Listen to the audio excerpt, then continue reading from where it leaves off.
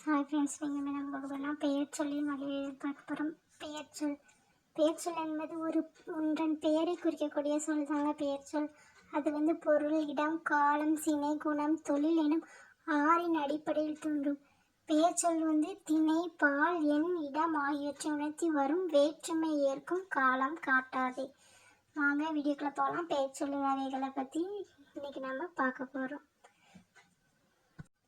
பெயர்ச்சொல்லின் வகைகள். பெயர்ச்சொல் 6 வகைப்படும். அவை பொருட்பெயர், இடப்பெயர், காலப்பெயர், சினைப்பெயர், பண்பு பெயர், தொழிற்பெயர்.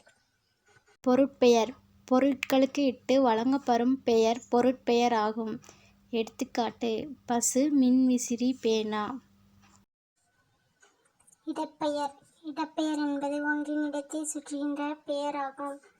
அங்கு, இங்கு, எங்கு போன்ற சொற்கள் கூறு பெயர்ச்சி வருகின்ற இடப்பெயர்களுக்கு பதில் சொற்களாக அமைந்து வருகின்றன. எடுத்துக்காட்டு: மதுரை, திருச்சி, சென்னை.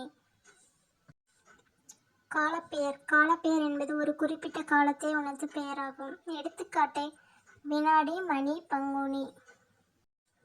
சினைப்பெயர் என்பது ஒரு பொருளின் உரிப்பை குறிக்கும். பொதுவாக சினை என்பதற்கு உறுப்பு என்று பொருள்படும். எடுத்துக்காட்டு: காது, கண், தண்டு. அடுத்தது பண்பு பெயர். ஒரு பொருளின் பண்பை உணர்த்தும் பெயர் பண்பு பெயராகும். பண்பு பெயரானது நிறம், வடிவம், சுவை, குணம், அளவு ஆகியவற்றை பொறுத்து அமையும். பண்பு பெயரானது அதிகமாக மை விகுதி பெற்று வரும். எடுத்துக்காட்டு: வட்டம், புளிப்பு, இனியன், வெண்மை. தொழிற்பெயர் ஒன்றின் தொழிலை உணர்த்தும் பெயர் தொழிற்பெயராகும். தொழிற்பெயரானது தல், அல், ஐ, அம் போன்ற விகுதியுடன் அமையும். எடுத்துக்காட்டு: குளித்தல், செய்யல், செய்கை, ஐ. தல், அல், ஐ அந்த மாதிரி வந்தால் அது எனது தொழிற்பெயர்.